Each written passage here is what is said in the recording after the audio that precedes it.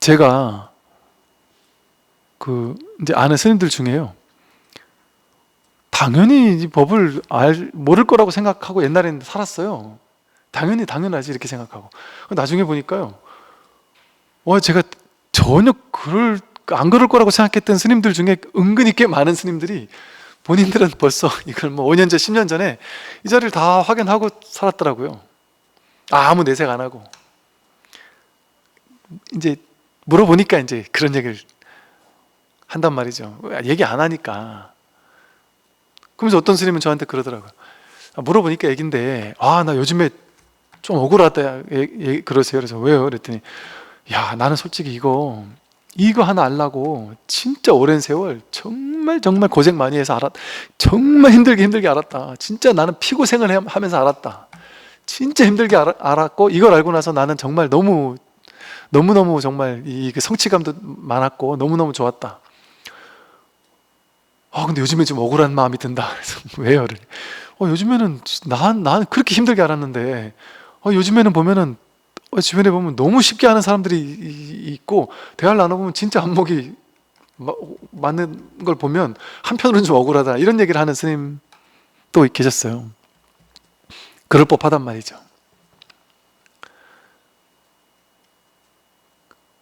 근데 그 많은 자기 본성을 확인한 사람들 많거든요.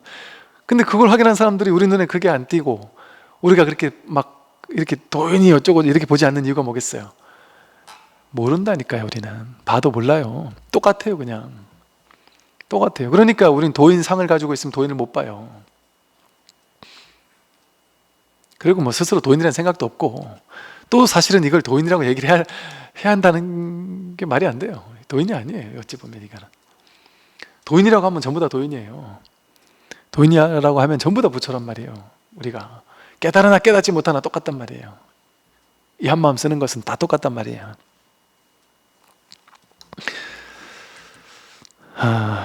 이 정도 하고 그 다음 넘어갈게요. 가난과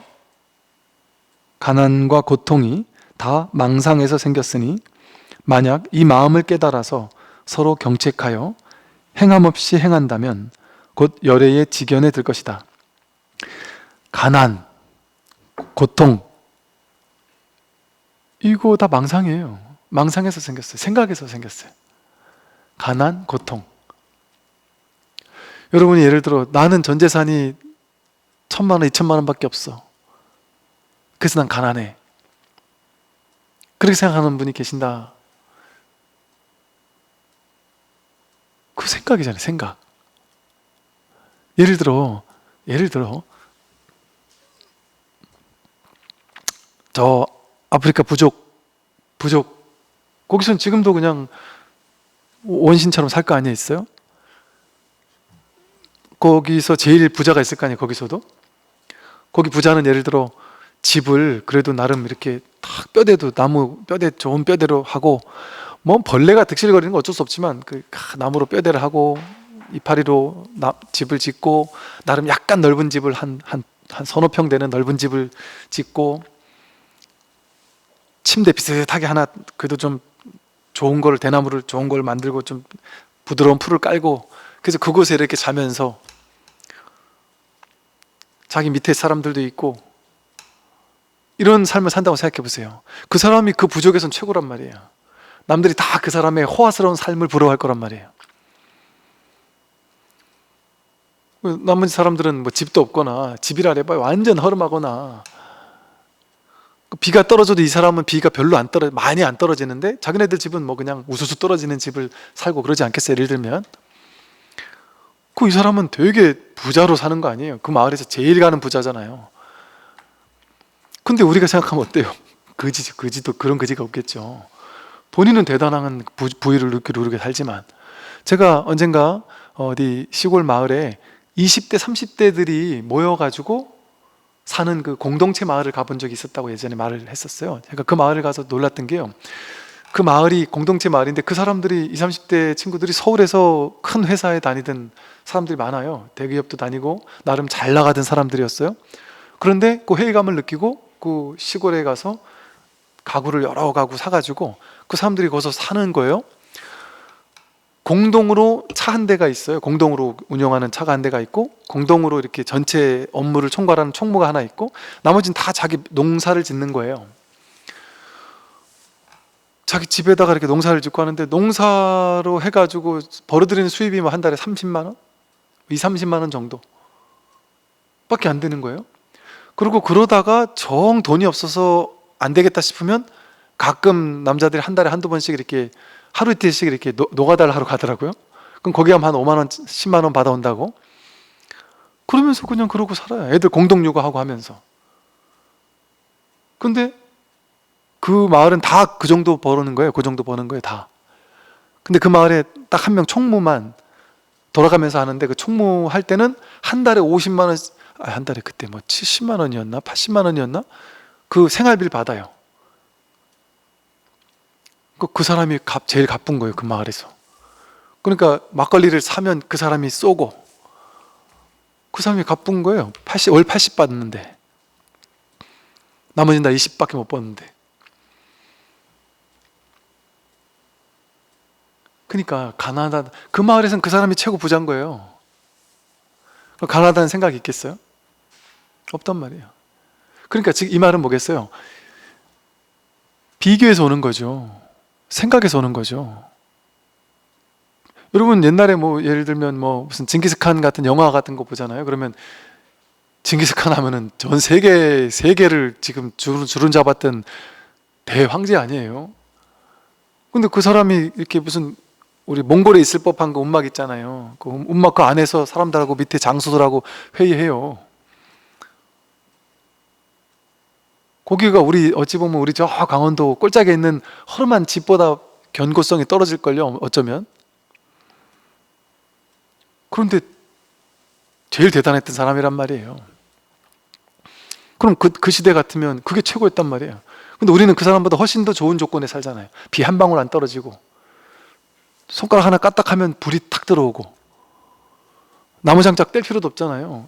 이렇게 하면은 바로 불이 나와서 밥도 해 먹을 수 있는, 거의 뭐 완전 미친 편의시설을 우리는 완전 누리며 살고 있지 않나요? 그때 비한다면. 옛날에 뭐 임금이라 그래봐야 그랬겠냔 말이에요.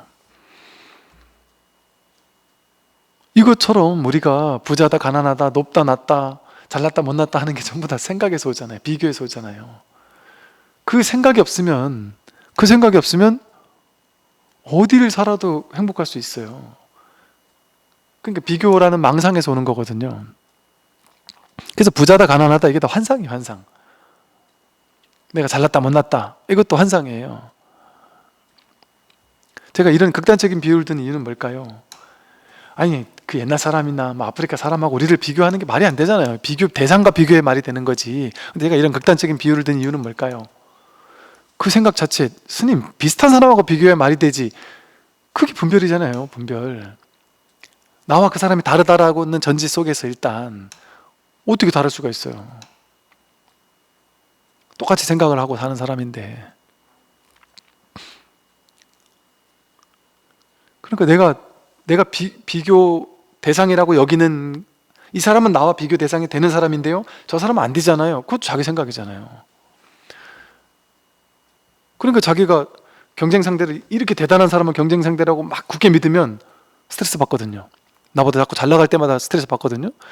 그런데 어느 순간 쟤는 나와 비교 대상이 아니었구나, 넘사벽이구나, 쟤는 내가 어쩔 수 없는 사람이었구나라는 걸 딱 자각하고 그걸 확 받아들인과 동시에 괴롭지 않아요. 더 이상 얘가 아무리 잘 나가도 전혀 괴롭지 않아요. 부럽지가 않아요.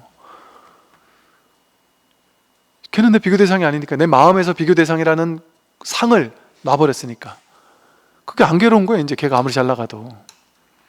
그 자기 생각이 만든 거잖아요. 생각이 만든 괴로움이거든요. 그게 다. 이처럼 가난하다, 고통스럽다 이거 다 생각이 만든 거예요. 뭐가 고통이에요?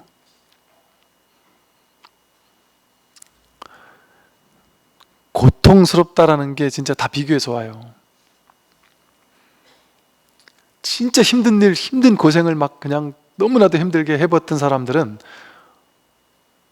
조금만 이제 좀 조건이 좋아지면 아주 행복해해요. 야, 이 정도는 아무것도 아니다 하고. 근데 고생을 별로 안 해봤던 사람들은 조금만 힘들면 못 버티거든요. 우리 군에 있을 때 막 훈련받고 할 때, 남자분들은 그럴 거예요. 훈련받고 할 때 막 그냥 훈련받다가 그냥 그 흙이나 숲에 그냥 눕는 게 아무 문제가, 너무 자연스러워요.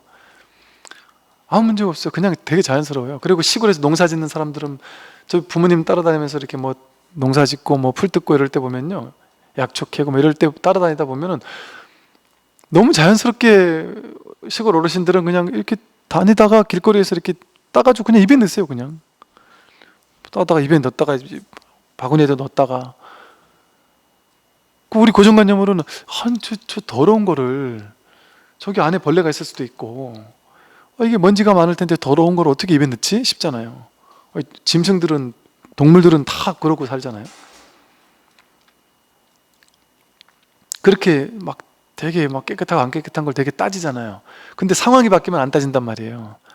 상황이 바뀌면 그게 더럽지 않단 말이에요. 또 상황이 바뀌면 전혀 힘들지 않단 말이에요. 아무리 힘든 것도. 그 훈련 막 고생스럽게 하다가 3분만 쉰다 하더라도 완전 꿀맛이죠, 꿀맛. 그러다가 보급이 오면은, 밥이 오는데, 비가 오는데 비 맞으면서 보급한 밥을 먹는데 이게 빗물 반에다가 맛대가리 하나도 없는 그 국, 감자국 같은 거 밥만 나와도 이게 진짜 꿀맛이죠, 꿀맛. 정말 세상에 이렇게 맛있는 밥이 있나 싶을 정도의 꿀맛이란 말이에요. 근데 우리 지금 먹으라는 못 먹는단 말이에요. 그게 왜 그럴까요? 마음만 바뀌면 그게 아무렇지도 않은 거예요.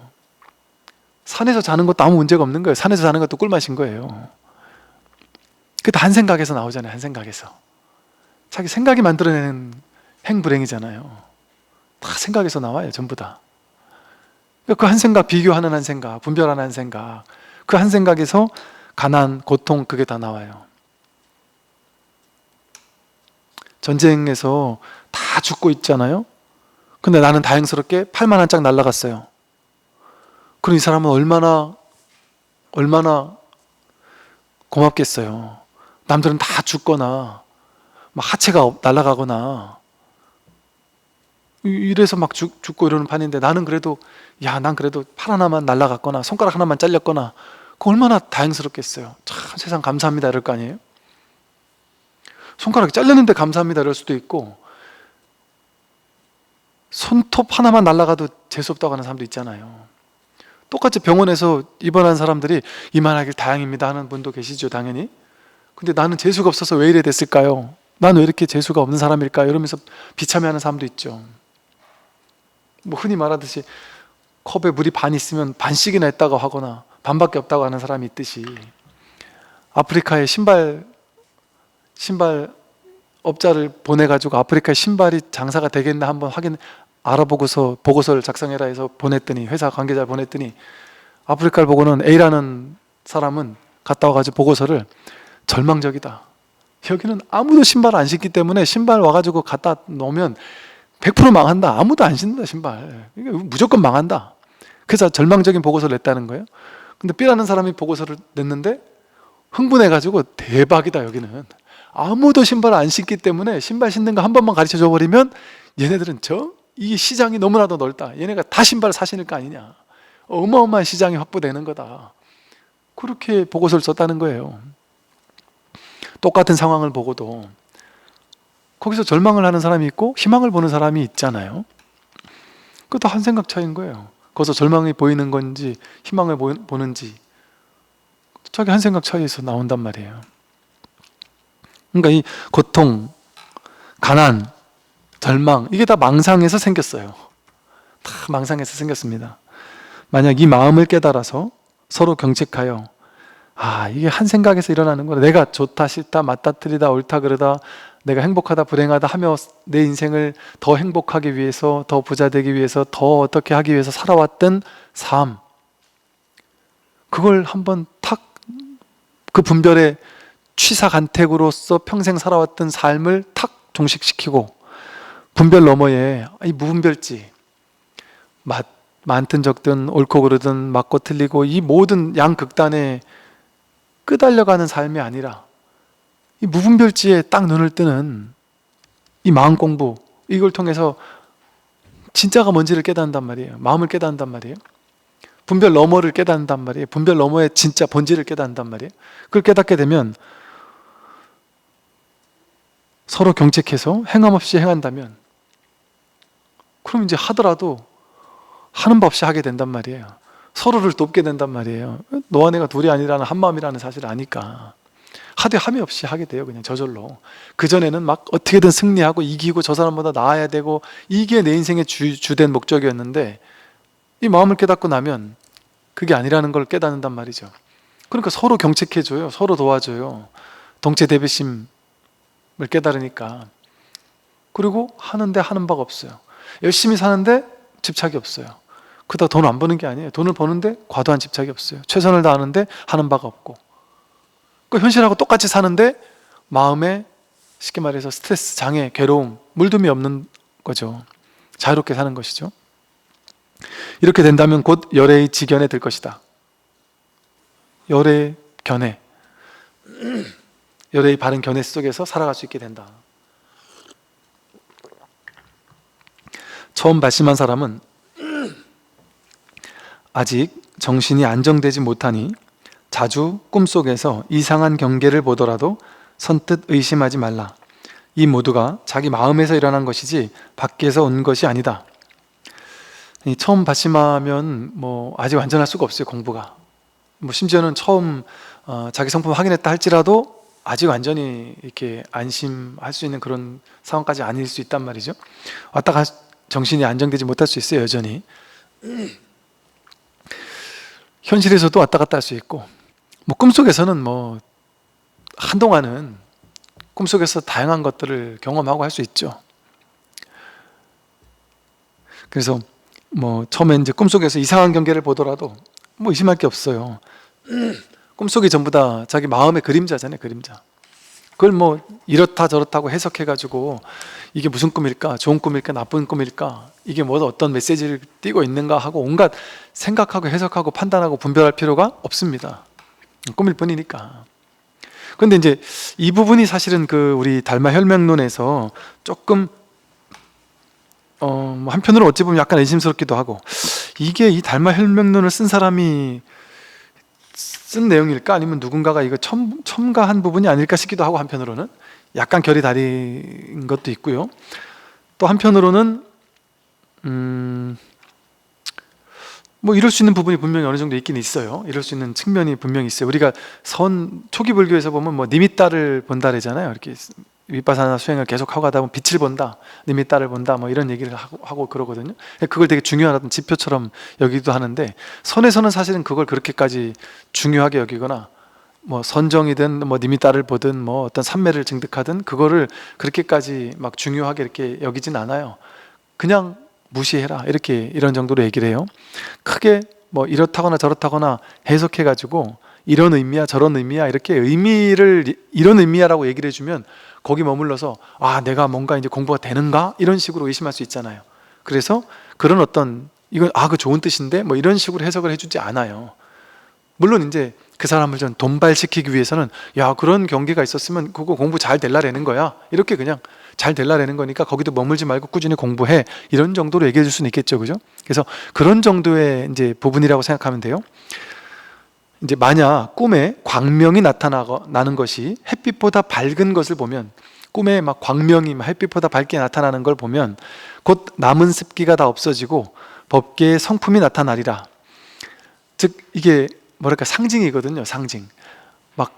꿈속에서나 공부하는 중에 뭔가 밝은 빛을 보거나 햇빛보다 더 밝은 빛을 보거나 이랬을 때는 그냥 이것을 이렇게 정해가지고 뭔가 뜻이 있나? 이걸 반드시 봐야 되나? 이렇게 머물르란 얘기가 아니에요. 혹시나 하다가 이거 볼 수도 있고 안 볼 수도 있지만 이런 것들을 경험하게 된다면 그냥 습기가 없어지고 이 성품을 내가 확인할 때가 좀 가까워왔을래나? 이 정도로는 얘기해 줄 수 있다, 이런 정도의 가벼운 얘기를 우리가 보면 돼요. 이걸 가지고 이런 걸 보면 반드시 이런 거다라고 이렇게 딱 실제적으로 생각하면 그거는 지금까지 공부하던 것과 좀 결이 달라져요. 머물게 된단 말이에요. 그래서 나는 그럼 수행하다가 아니면 꿈꾸다가 이 빛을 반드시 봐야 되나? 이런 식으로 또 오해할 수 있는 소지가 있을 수 있어요. 만일 이런 일이 있으면 곧 도를 이루는 원인일 수 있지만 오직 자기만 알 뿐 남에게 말하지 마라. 이거를 뭐 이게 남에게 말한다는 건 뭐예요? 자기가 뭐 희한한 거 봤다, 뭐 새로운 거 봤다, 뭐 이러면서 막 얘기를 한다는 거잖아요. 그럼 스스로도 거기 묶이게 되는 거고, 남들에게 얘기할 때도 뭔가 자꾸 묶이게 되니까 그런 거잖아요. 그러니까 얘기하지 말라는 말이 뭐겠어요? 그냥 무시해라 이 소리예요. 거기에 막 의미를 부여하고 무시하고 그러지 말고, 의미를 굳이 부여한다면 그냥 가볍게 뭐 공부가 돼가고 있는 갑지, 공부가 이제 자연스럽게 돼가는, 이런 얘기 있거든요. 이 파라미타, 저 깨달음의 길에 가는 길, 이 마음 공부를 하게 되면, 수행의 길을 가게 되면, 수행의 길에 도착했을 때, 깨달음에 도착했을 때 행복하고 환희심 나고 정말 깨달음의 그 기쁨, 만족 속에 이렇게 탁 해탈 열반의 기쁨을, 열반락을 느끼는 건 당연하잖아요. 그런데 이 깨달음의 길을 가면, 완전히 깨달음에 도착하지 못했다 할지라도 가는 과정 속에 뭐 때로는 힘들고 지치고 괴로운 것도 있겠지만, 또 때로는 그 과정 속에서 아주 아름다운 것을 보기도 하고 정말 뭐 환상적인 것을 보기도 하고 이럴 수도 있다, 이런 얘기들이 있거든요. 그래서 다양한 경계를 봐요. 그래서 무슨 뭐 능원경에서 말하는 마장, 수행이 깊으면 마장도 깊다 그러잖아요. 그래서 두 가지 마장이 같이 일어날 수 있어요. 막 그냥 괴로운 걸 만나는, 막 무시무시하고 막 이런 꿈을 꾸거나, 수행 속 하다가 뭔가 막 충격적인 안 좋은 걸 보는 이런 것들이 느껴지기도 할 때가 있을 수 있고, 또 반대로 막 아주 환희심이 나는 이런 걸 느끼고 체험하거나 할 수 있을 때도 있고. 그러나 그것들이 내 안에 있는 선업, 다양한 업들이나 이런 것들이 그냥 마구잡이로 막 어떻게 막 흘러나온다 할까, 막 이럴 수 있는 것이니까, 거기에 내가 신경 쓰지 않고 판단하지 않고, 좋은 거 경계라고 해서 끌려가지 않고 취하려고 하지 않고, 싫은 경계라고 해서 막 밀쳐내려고 하거나 두려워하지 않고 그냥 무시하란 말이죠. 있는 그대로 그냥 볼 뿐이지, 그 남들에게 말할 필요도 없다, 드러내고 이럴 필요도 없다, 막 무시하면 된다, 이런 정도의 의미겠죠. 혹은 고요한 숲속에서 가고 머물고 앉고 누울 때 눈에 크거나 작은 광명이 보이더라도 남에게 말하지도 말고 또 거기에 집착하지도 말라. 이는 자기 마음이 밝게 드러나고자 하는 것이다. 이 수행처에서, 고요한 숲이 됐든 어떤 아란야가 됐든 어떤 수행처에서 그냥 공부하고, 또는 혹은 뭐 가고 머물고 앉고 누울 때라도 이런 체험들을 하는 사람들이 있을 수 있거든요. 눈에 어떤 크거나 작은 광명이 보인다든지 뭐 다양한 어떤 체험들이 일어날 수 있어요. 근데 그러더라도 남에게 말하지도 말고, 특히나 거기 집착하지 마라. 그냥 내 마음이 밝게 드러나려고 하나? 막 그 정도는 뭐 그냥 인정해 주겠다, 뭐 이런 정도의 말일 거예요. 그렇다고 막 그런 게 일어난다고 해서 나에게 이제 뭔가 밝음이 드디어 오겠구나, 이렇게 생각해 버리면 그게 또 장애가 돼요. 그 한 생각 망상이 돼요, 그게. 그래서 그 공부를 또 방해해요. 그래서 이런 말이 별로 안 좋은 말이에요. 이런 말을 굳이 할 필요가 없어요. 그냥 여기까지가 좋아요. 그런 거 광명이 보이더라도 남에게 말하지도 말고 또 거기에 집착하지도 마라. 거기까지가 딱 좋아요. 또 혹은 어두운 밤에 가고 머물고 앉고 누울 때 대낮 같은 광명이 눈에 보이더라도 이상하게 여기지 말라. 모두가 자기 마음이 밝아지려는 징조인 것이다. 이렇게 얘기를 했어요. 또한 이제 꿈에 별과 달이 분명하게 보이면 자기 마음의 모든 반연이 쉬려는 조짐이니 역시 남에게 말하지 마라. 뭐 온갖 다양한 경계가 일어날 수 있다. 그러나 그걸 굳이 말하거나 집착하지 마라. 이렇게 정도 이해하시면 됩니다. 꿈이 어두워 밤에 다니는 것 같으면 마음의 번뇌가 무겁다는 뜻이니 스스로 알아라. 또 만약 그러니까 막 어둡고 어두운 밤중인 것 같고 이러면 마음의 번뇌가 무겁다라는 그냥 그런 정도다. 이런 식으로 그냥 얘기를 한 거예요. 근데 막 이렇게 해석할 필요가 없어요.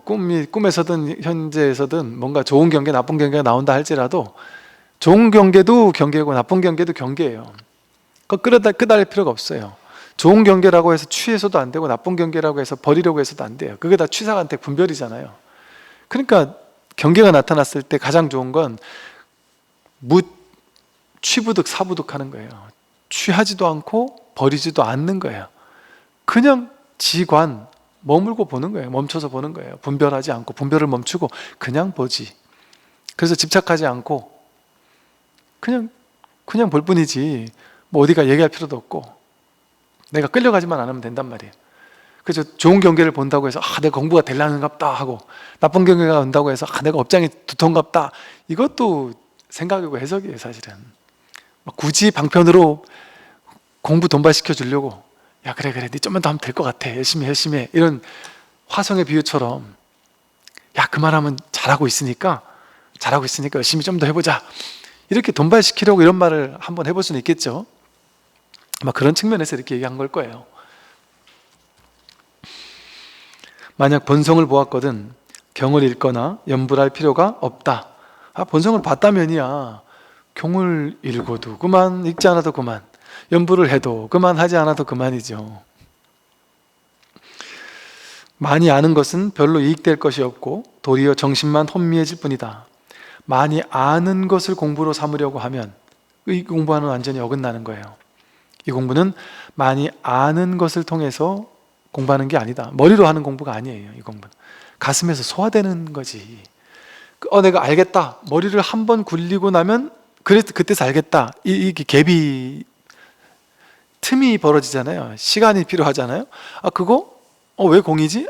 이게 뭐 양자 물리학에서 말하듯이 뭐 파동이 어쩌고 저쩌고 이렇게 생각 한번 해가지고 그러면 공이겠지? 뭐 이런 식으로 이해한다면 이해한 게 아니에요. 그거는 머리가 이해해서 하는 공부가 아니란 말이에요. 그냥 가슴으로 그냥 저절로 확 소화가 돼버리는 거지. 머리로 이해해가지고 되는 것은 분명히 한계가 있죠. 머리로는 다 분별만을 하거든요. 머리로 이해했다 하더라도 분별로 이해한 거예요. 분별로 이해해봐야 그게 분별심 아니에요. 깨달음을 분별로 이해했어요. 머리로 샤프하게 이해 다 했어요. 그거 머리잖아요. 분별이잖아요. 분별로 깨달음을 이해한 거잖아요. 그것도 깨달은 거예요. 그러니까 그게 다른 거죠. 그러니까 교학을 하는 사람 같으면 깨달음에 대해서 분별로 막 정교하게 논문을 쓸 수는 있겠죠. 그런다고 해서 그 사람이 깨달은 자유로운 사람은 아닌 거죠. 근데 깨달은 도인이다 한다면, 큰 스님이다 한다면 그분은 깨달아서 자유로운데 뭐 이걸 논리적으로 말은 할 수 있는 사람도 있고 못하는 사람도 있겠죠. 이게 뭐 설통, 정통 이런 말이 나오거든요. 종지, 이 법에도 통하고 종지에도 통하는데 설통이 되는 사람도 있고 안 되는 사람도 있어요. 종지에 통했어도 설통이 안 되는 사람이 있어요. 방편을 구사를 좀 못하는 사람도 있어요. 그런데 어지간하면, 종지에 통하면 어지간한 설에서도 통해요. 그리고 이렇게 뭐 대중법문은 조금 좀 못한다 할지라도 개인적으로 물어보면 막힘없이 얘기는 다 해주죠. 막힘없이 얘기 다 해주죠. 머리로 고민하고 이럴 필요가 없어요. 머리로 아는 거는 집중해가지고 머리로 탁 신경 써야지 답을 해줄 수 있잖아요. 이건 그럴 필요가 없는 거예요. 그냥 즉답이 나오는 거예요. 즉답이. 그건 가삼으로 소화가 완전 돼버린 거니까. 머리를 굴려가지고 아는 게 아니니까 바로바로 답이 나온단 말이죠. 그래서 이것은 머리로 많이 안다고 해서 이익될 게 없어서 그냥 법문 듣다가 모르는 것은 몰라야 돼요. 그냥 모르는 게 제일 좋은 상황이에요. 알려고 길을 써서 이렇게 생각하니까 맞는 것 같은데 이러면 공부 잘못하는 거란 말이에요. 그렇게 공부하려고 하지 말고 아는 얘기는 그냥 아는 대로 듣고 모르는 얘기가 나왔을 때는 그냥 꽉 막혀 있으면 돼요. 이게 내 공부구나. 모르겠다. 난 저걸 알아야 되겠다. 그리고 꽉 막혀 있으면 돼요. 크게 막힐수록 좋아요. 막혀 있으면 돼요. 그냥. 근데 이건 반드시 내가 답을 내야 되겠다. 그렇게 막혀 있는 거예요. 그게 공부예요. 그래야만 분별이 탁 멈출 때가 온단 말이에요.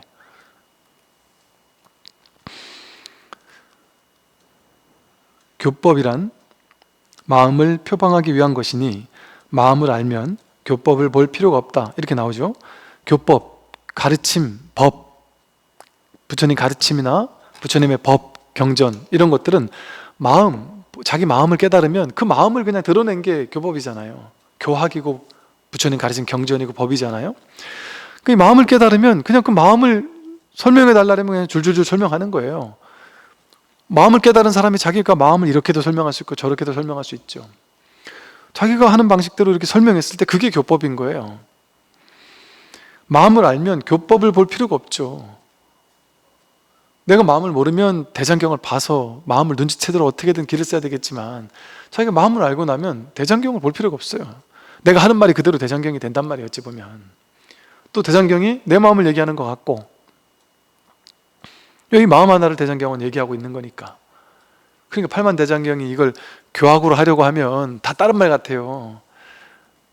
다 다른 말 같으니까 이거 공부하려면 얼마나 머리 아프겠습니까? 근데 이 마음 하나 통해버리면 팔만대장경이 한 줄로 깨진단 말이에요. 하나로 그냥 회통이 된, 그냥 한 얘기니까, 하나 얘기니까. 참 부처님도 참 팔만대장경도 정말 징하다 싶을 정도로 똑같은 얘기를 이렇게 했다가 저렇게 했다가 이렇게도 깠다가 저렇게도 깠다가 정말 다양하게 설해놨단 말이에요. 그 왜 그럴까요? 중생을 위한 자비심 때문에. 이렇게 왜곡돼서 이해한 사람에겐 이렇게 쳐주고, 저렇게 이해한 사람은 저렇게 쳐주고, 이렇게 지은 사람에게 그걸 깨뜨리고, 저렇게 지은 사람은 저걸 깨뜨려주고. 사람의 중생의 근기가 8만 가지니까 부처님의 법문도 8만 가지가 방편이 된 거예요. 중생의 분별이 많으니까 법문도 많아진 거예요. 그러니까 부처님 경전이 8만대장경인 거는 불교가 그렇게 복잡해서 8만대장경인 게 아니라 중생의 분별 따라 방편을 달리 써야 되니까 8만대장경이 된 거지, 사실은 하나예요. 하나. 마음 하나 통하면, 마음 하나 깨달으면 거기서 8만대장경이 그냥 다양한 방편들이 술술술 나오는 거예요. 그래서 본부로서 성인의 경지에 들고자 한다면 업을 쉬고 정신을 길러서 분수대로 세월을 보내어라. 범부로서 성인의 경지에 들고자 한다면 업을 쉬고, 과도하게 유의조작으로 막 업짓는 행위 있잖아요. 그걸 굳이 안 하게 된단 말이에요. 하더라도 하되 함이 없이 하니까 열심히 행위는 하는데 결과에 대한 집착이 없는 거예요. 그 업을 짓지 말라는 말이 아무것도 하지 말라는 게 아니에요. 업을 쉬라는 말이. 다 해요. 다 하는데 바라는 게 없어요. 집착하는 게 없어요. 그러니까 하도 해도 한 바가 없는 거예요. 그러니까 무위행을 하는 거죠. 그게 업을 쉬는 거예요. 부처님은 업을 완전히 쉰 분인데도 불구하고 평생토록 엄청난 왕성한 포교 전법의 길 속에서 엄청난 활동을 하셨죠. 엄청난 활동가였단 말이에요.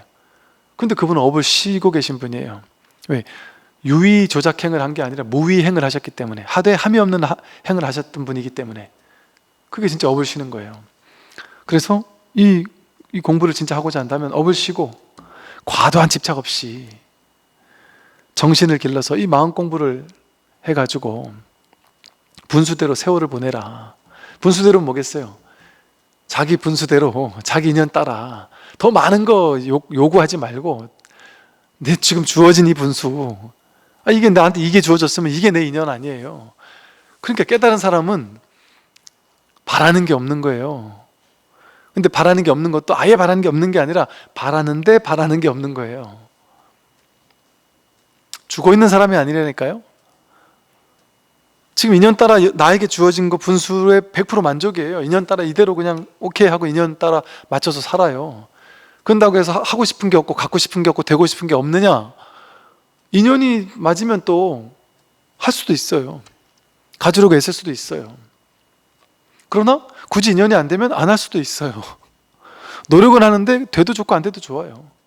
억지로 안 되게 하려고 하지도 않고 억지게 되게 하려고 하지도 않아요. 그럼 마음 나는 대로 이것도 해보고 저것도 해보고 할 수 있단 말이에요.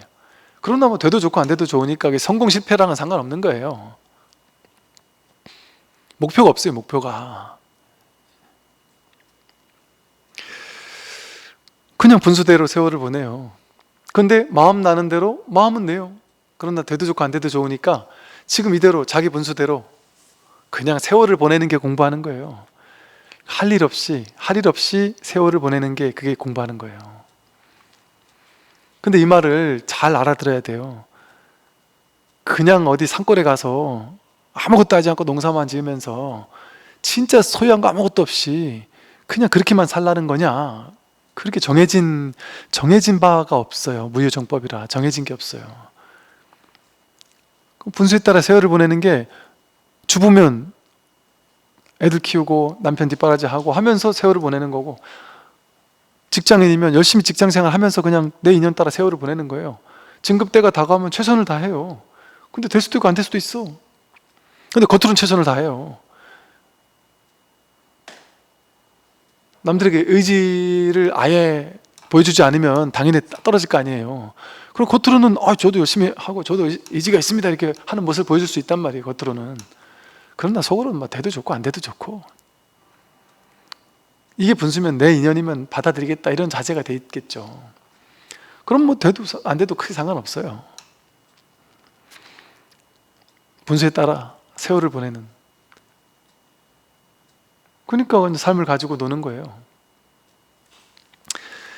이렇게 하게 돼 있다. 너무 성내거나 기뻐함이 많으면 성품이 변해서 도와는 어긋나니 자기를 깨닫는 길에 이익될 것이 없다. 이게 너무 성내거나 너무 기쁘거나, 즉 이게 혼침과 도거라고 해서, 도거 막 들뜨는 마음이나 혼침 쭉 가라앉는 마음, 기뻐서 막 날뛰는 마음이나 슬프거나 괴롭거나 성내에서 막 쭉 가라앉는 마음이나, 그런 양극단에 치우치는 마음, 여여하지 못한 마음, 그건 왜 그렇겠어요? 업을 쉬지 못해서 그런 거예요. 분수대로 그냥 세월을 살겠다 하고 이렇게 삶을 받아들이지 못해서 그래요. 그러니까 막 그냥 계속 뭔가 눈동자에는 뭔가를 해야 되는데 하는 막 욕심, 막 집착, 뭔가 향해 달려가고자 하는 막 욕망, 욕구 이런 게 막 붙어 있을 수 있단 말이죠. 그러면 뭔가를 막 해야 되는 거예요. 안정돼 있지 않단 말이에요, 사람이. 그리고 안 되면 화가 나요. 썩나는 마음이 일어나요. 그 돼야 된다는 집착이 클수록 안 되면 어쩌나 하는 막 불안감도 드러나고 화도 나고, 내 뜻대로 해야 되는 딱 기준이 있으면 남들이 내 뜻대로 안 해줄 때 막 화도 나고 썽도 난단 말이에요. 근데 그 기준을 확 내려놓으면 성날 게 별로 없어요. 그냥 그때뿐이지. 또 기쁜 것도 마찬가지예요. 막 승승장구하는 걸 너무 들떠서 기뻐하지도 않는단 말이에요. 그렇다고 뭐 억지로 승승장구하지 않겠다라고 기를 쓰는 것도 아니지만, 승승장구해도 그냥 쫙 깔아앉아 있는 거예요. 그 좋을 때 좋지만 이것도 허망한 줄 아는데 뭐 그렇게까지 좋아할 게 있나. 인연 따라 지금 내가 잠깐 누리는 시즌인갑다. 이런 봄이 오면은 또 겨울이 올 것이고, 햇볕 쨍할 때가 있으면 폭우가 내릴 때도 있을 것인데, 인생이란 그런 건데 그 전체를 안단 말이죠. 여기에 막 사로잡혀서 호들갑 떨 일이 없단 말이죠. 그래서 자기가 공부가 좀 많이 됐나 안 됐나를 자신의 삶을 통해 보면 알 수 있어요. 내가 막 과도하게 집착하는 게 있나? 이거 아니면 절대 안 돼서 막 하루하루 막 불안 초조하고, 이게 되면 너무 좋겠는데 하는 기대가 너무 큰 게 있나? 이거 안 되면 절대 안 되는데 하는 막 그런 게 있나? 너무 크게 화내는 게 있나? 너무 크게 막 그냥 막 좋아서 들뜨거나 막 푹 가라앉아서 괴롭거나 이런 게 있나? 뭐 그때그때 잠깐씩 왔다 갔다 하는 거는 그럴 수 있죠. 근데 그런 와중에도 다 근원에서 보면 그냥 일이 없는 거예요. 겉으로는 좋고 나쁜 모습을 보일 수 있지만 당연히, 안 그러면 그 바보예요. 좋은 일 있는데도 아무렇지도 않게 그냥 인상 딱 이러고 있지 않는단 말이에요. 좋으면 애기처럼 웃는단 말이에요. 애기처럼. 큰 스님들이 좋으면 애기처럼 좋아한단 말이에요. 별것 아닌 걸로도. 조연사 스님 옛날에 보면 저희한테 질문했는데 답이 바로 나오는 일이 있을 때 애기처럼 좋아하세요. 어떤 제자가 뭘 물어봤는데 바로 답을 하잖아요. 그럼 막 진짜 애기처럼 막 좋아하세요. 내가 상자 잘 받았다 이러면서 막 신나시다가 뭐 하나 꺼내봐 이랬는데 그걸 내가 준비를 미처 못 해왔다. 그러면 또 그 자리에서 화를 팍 내기도 하셨다가, 그건 그때뿐이에요. 그냥 그때뿐이에요. 그때 화내도 그때뿐이고, 지나가도 그때뿐이고. 그러니까 그때 그런 일이 없다는 게 아니에요. 그런 일이 있을 수 있죠. 좋고 나쁘고 웃고 울고 할 수 있죠. 근데 다 근원에서 봤을 때는 그냥 일이 없는 거죠. 다 깔아앉아 있는 거죠. 여여한 거죠. 한결같이. 그 뿌리는 동요함이 없는 거예요. 겉으로는 이럴 수도 있고 저럴 수도 있고 잠깐씩 그럴 수 있지만, 그러니까 바로 딱 제자리로 돌아오는 거죠. 자기 마음에 딱 중심이 잡혀있는 사람인 거죠. 그래서 이 공부를 하면 할수록 일이 없어져요. 일이 있는데 일이 없어지는 거예요. 일이 없어서 없는 게 아니라, 일을 자꾸 줄이는 게 아니라, 오히려 공부 한참 하는 과정에서는 자기가 번거로운 거를 막 줄이고 싶어서 일을 막 줄일 수도 있어요. 근데 또 이제 그 시기를 딱 넘어서면 오히려 일을 더 벌릴 수도 있어요. 일을 더 벌릴 수도 있습니다. 오히려 이제 공부 어느 정도 딱 익어가고 나면 그런 사람도 있을 수 있단 말이죠. 아니면 뭐 그냥 성향 따라, 성향이 다 다르잖아요, 사람마다. 도인도 성향이 다른 거예요. 그러니까 난 도인인데 나는 포교를 열심히 하겠다, 부처님처럼 이런 분도 계시고, 난 도인인데 난 그냥 조용히 살다 가겠다, 이런 분도 계신 거예요. 그러니까 정형화된 틀이 없는 거죠. 그러나 내면은 크게 유동이 없는 거죠. 그래서 여여하단 말이에요. 여여함. 그래서 도노 견성, 그걸 여여하다고 불러요. 여여하다, 한결같다. 근원에서는 여기서 말하듯이 너무 과도하게 성내거나 과도하게 기뻐함, 이런 게 있지 않단 말이죠. 오늘 여기까지 말씀드리겠습니다.